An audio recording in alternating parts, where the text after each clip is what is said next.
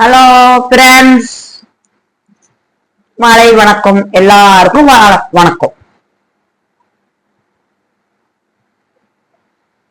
வாங்க வீடியோக்குள்ள போலாம். அப்புறம் ஃப்ரெண்ட்ஸ், நான் இங்க கேரளால தான் இருக்கேன். கேரளால இன்னையோட 15 நாள் ஆகுது. நான் வந்துட்டு திங்கக்கிழமை வந்தா 15 நாள்.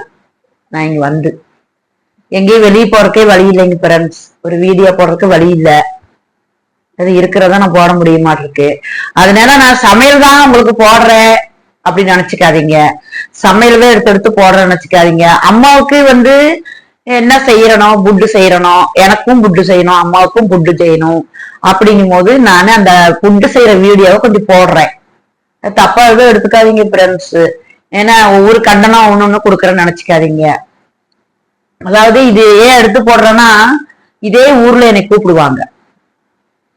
இதே ஊர்ல பேசண்ட பாக்குறதுக்கு என்னை கூப்பிடுவாங்க. அப்படிங்கும் போது இந்த வேலையெல்லாம் படிச்சு வச்சுக்கணும்ல. அப்படி நம்மள இந்த வேலைக்கு இப்போ இவங்க இந்த அம்மா இருக்கிறவரை இவங்க வீட்டுல இருப்பேன். அப்ப இந்த வீட்டுல இருந்து நான் போயிட்டேன்னா இஷ்டப்பட்டா நம்ம திருப்பி வரலாம். ஒரு மாசம் நிக்கலாம். இந்த ஒரு மாசம் நின்னுட்டு இஷ்டம் இல்லைன்னா நம்ம போலாம். நம்ம போய் வேற எங்கேயாவது நம்ம வேலைக்கு போலாம். அப்படிங்கும் போது ஆபீஸ்லயே சொல்லுவாங்க, இவ்வளவு சோறாக்க தெரியுமா, நம்ம ஸ்டைல குழம்பு வைக்க தெரியுமா, நம்ம ஸ்டைல போய் அப்படிலாம் கேட்பாங்க. ஆபீஸ்ல கேட்பாங்க. அப்படிங்கும் போது நம்ம இதெல்லாம் படிக்கிறது நல்லது இல்லைங்களா? குக்கிங் ஒன்னு எடுத்து போட்டிருக்கேன் பாருங்க. நீ இன்னொரு குக்கிங் எடுத்து போட்டிருக்கேன் பாருங்க. எப்படின்னா, ஒரு நாளைக்கு ஒரு குக்கிங் அம்மா என்னன்னா உங்களுக்கு செய்யணும் அதெல்லாம் போடுறேன் ஃப்ரெண்ட்ஸ். அப்புறம் வேற பக்கம் எல்லாம் போனோம்னா அந்த கேள்வியில இருக்க ஒருத்தருக்கு தோசை சுடாதீங்க. நான் ஊருக்கு போறப்போ ஒரு சேச்சி வந்தாங்க இங்க. அந்த சேச்சி நான் வெள்ளிக்கிழமைக்கு இங்க இருந்து கிளம்புறேன். சனிக்கிழமைக்கு வெள்ளிக்கிழமைக்கு சாயந்தரம் ஒரு சேச்சி வந்துட்டாங்க. சனிக்கிழமைக்கு ஃபுல்லா நின்று இருக்காங்க. எனக்கு சோறாக்க தெரியாதுன்னு சொல்றாங்க. அவங்களுக்கு வயசு 50 60 வயசுக்கு பக்கம் இருக்கும் அந்த சேச்சிக்கு.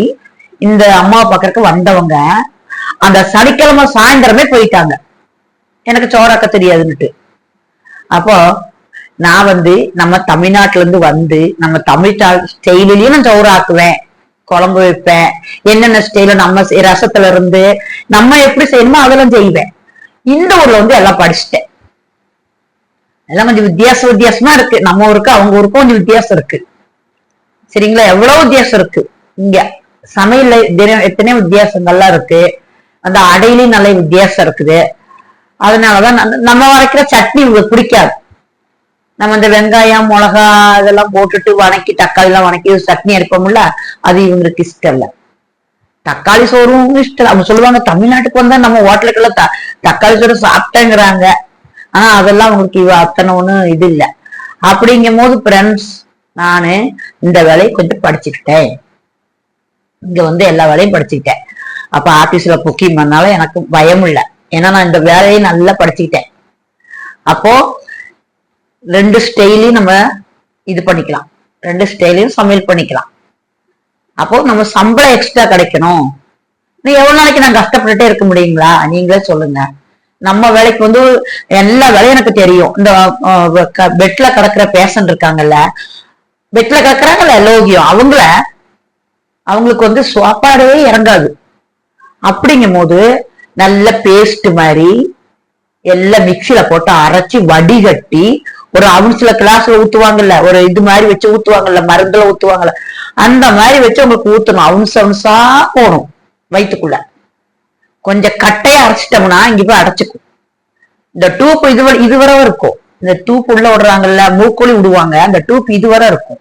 அப்படிங்கும் போது நல்ல பேஸ்ட் மாதிரி அரைச்சி அது எப்படி கொடுக்கணும்னு எனக்கு ஏதாவது தெரியும். அதாவது கெட்டியா கொடுத்தா நெஞ்சு அடைச்சுக்கும். ரொம்ப லூஸ்லயும் கொடுக்கூடாது, ஒரு கணக்கான லூஸ்ல கொடுக்கணும். அப்படிங்கும் போது அதெல்லாம் நான் படிச்சிருக்கிறேன். என்னுடைய திறமைக்கு நான் படிக்கல. ஆனா என்னுடைய திறமைக்கு நான் அந்த பேஷண்ட் வேலை, வீட்டு வேலை, எல்லா வேலையும் நான் படிச்சுக்கிட்டேன். எனக்கு சம்பளம் ரொம்ப குறைவுங்க ஃப்ரெண்ட்ஸ். அதுலயே கம்ஸ் எடுத்து தான் கொடுக்குறாங்க ஆபீஸ்ல. எனக்கு சம்பளம் எக்ஸ்ட்ரா வரணும்னு தான் நான் கொடுக்குறேன். அதே மாதிரி இது என்ன வீடியோ பாக்குறவங்க கேரளாக்காரங்க யாராவது பார்த்தாலும், ஓ நமக்கு நம்மளோட சமையல் படிச்சிருக்காங்க, அப்ப அவங்க நம்மள புக்கிங் பண்ண அப்படின்னு சொல்லி எத்தனை பேர் என்ன புக்கிங் பண்ணிருக்காங்க. அதனாலதான் இந்த வீடியோ போட்டிருக்க மக்களே. எல்லாத்துக்கும் வணக்கம். அப்புறம் எனக்கு இந்த வீடியோ பிடிச்ச ஒரு லைக் பண்ணுங்க, ஷேர் பண்ணுங்க, சப்போர்ட் பண்ணுங்க மக்களே. வணக்கம் மக்களே.